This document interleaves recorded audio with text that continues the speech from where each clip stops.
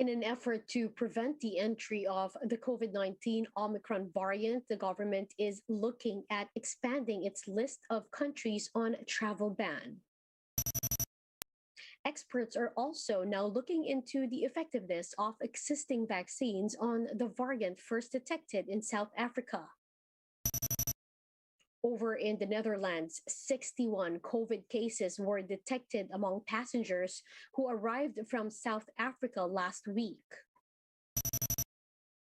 Despite all these, the South African government is criticizing what they call draconian measures imposed against travelers from the country.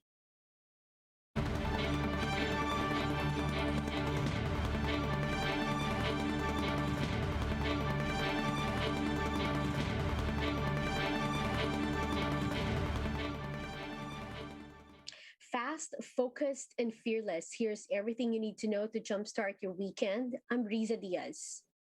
The health department is mulling over the possible expansion of the travel ban currently imposed due to concerns over the Omicron variant. Speaking to us here on One News, Health Secretary Francisco Duque III said that they are waiting on experts to give more conclusive recommendations.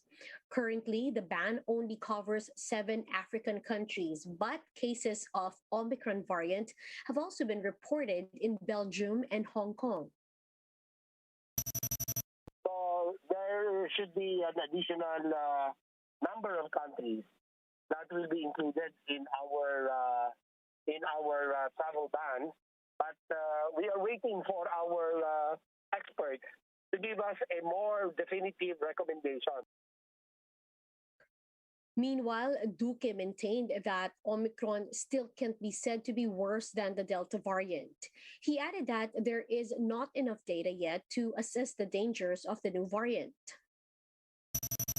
What they know is there seems to be a lot of mutations in the spike protein.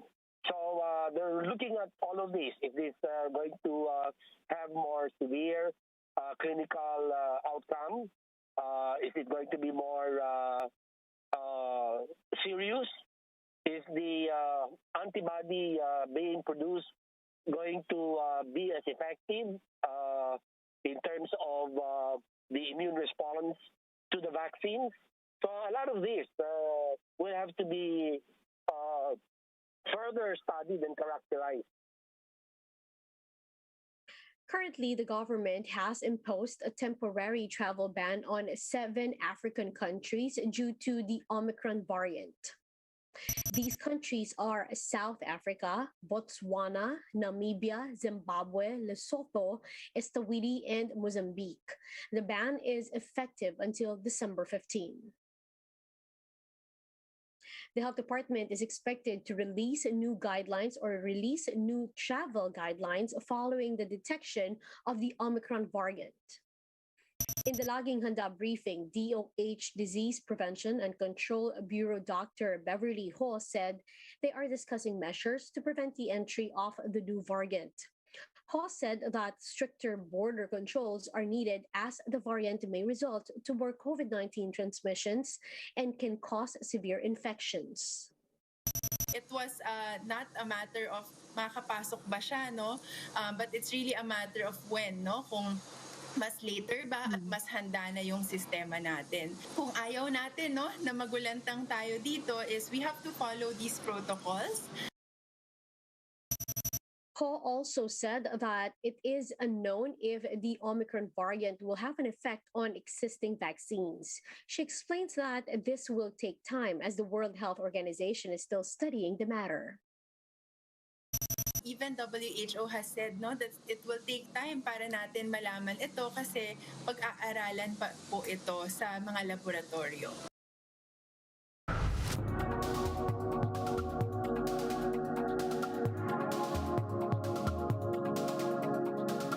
One virologist from Johns Hopkins University explains experts what they know so far about the Omicron variant discovered in South Africa.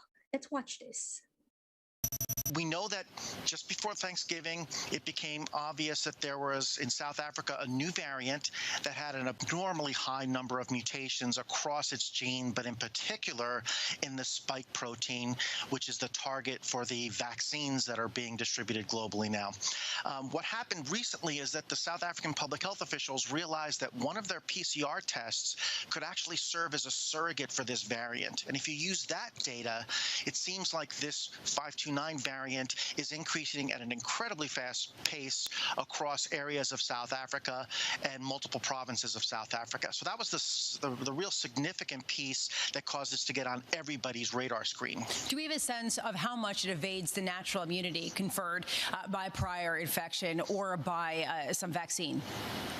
Just theoretically, from looking at the sequence, and you can probably see it right behind me on my desktop here, it has a number of mutations which have been predicted to evade antibody responses.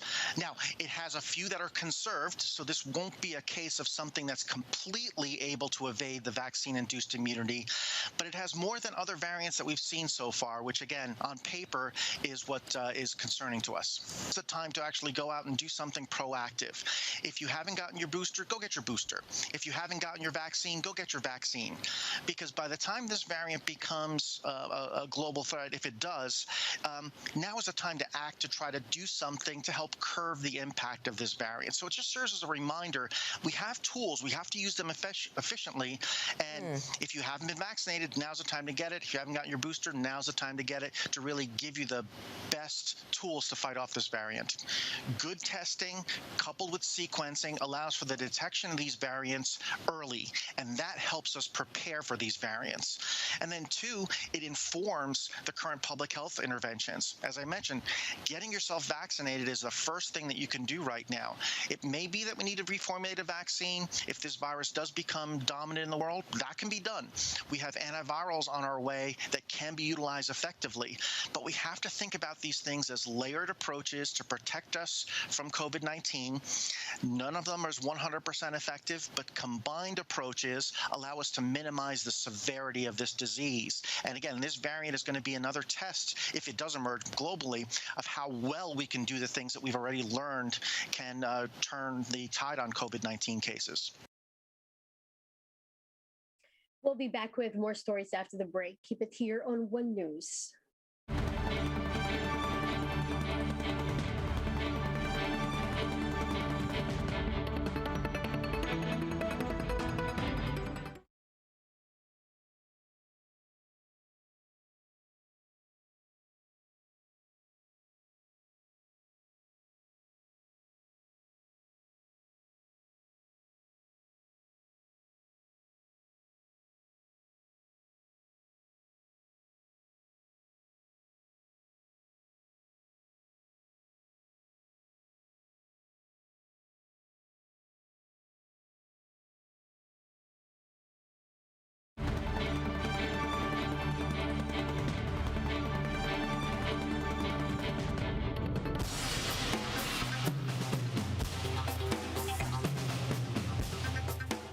You're still watching One News Now. I'm Riza Diaz. United Kingdom has discovered 2 cases of the Omicron variant. With this, UK will implement new measures to slow the transmission of the new variant. Among these is implementing a proportionate testing regime for international travelers, requiring anyone entering UK to undergo RT-PCR test by the second day of their arrival. They will also tighten rules on wearing of face masks in shops and on public transport. Dutch authorities say they have detected 61 COVID-19 cases among people who flew from South Africa on Friday. They are now doing further tests to see whether any are infected with the Omicron variant. Reuters reports that the passengers were kept separated from other travelers, and those who tested positive are being kept in an isolation at a hotel near Amsterdam's Schiphol Airport. Authorities are also trying to contact travelers who had arrived from countries adjacent to South Africa since November 22 and urge them to take a test as soon as possible. Meanwhile, Israel is on the verge of declaring a state of emergency due to the Omicron variant. This comes after the variant was detected in a man who returned to Israel from Malawi. Scientists are still trying to determine if the Omicron variant is more transmissible or more fatal than previous ones.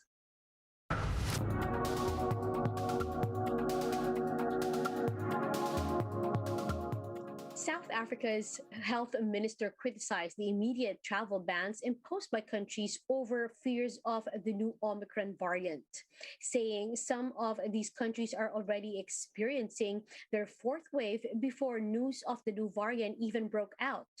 Let's listen in. At no stage did they say that they've got evidence that, firstly, that this virus is more transmissible. They simply said that just as it has been the case as other mutations which has happened, some of them have had the effect of being more transmissible without necessarily also meaning that in terms of its seriousness, in terms of having more impact in terms of the severity of illness. That's why we are saying that the reaction of some of countries in terms of imposing travel bans and such measures are completely against the norms and standards as guided by the World Health Organization. Many of the countries which have come with this kind of draconian reaction are themselves battling with a fourth wave, with a high spike of, in fact, with more daily infection rates. I mean, we are talking about currently, we are concerned about the daily rise in numbers. Today, the report from the NICD indicates just around 2,800, which is indeed high from where we come from about 2 weeks ago, but far less than many of the countries in Europe who have a daily infection rates of up to 50,000, upwards of that.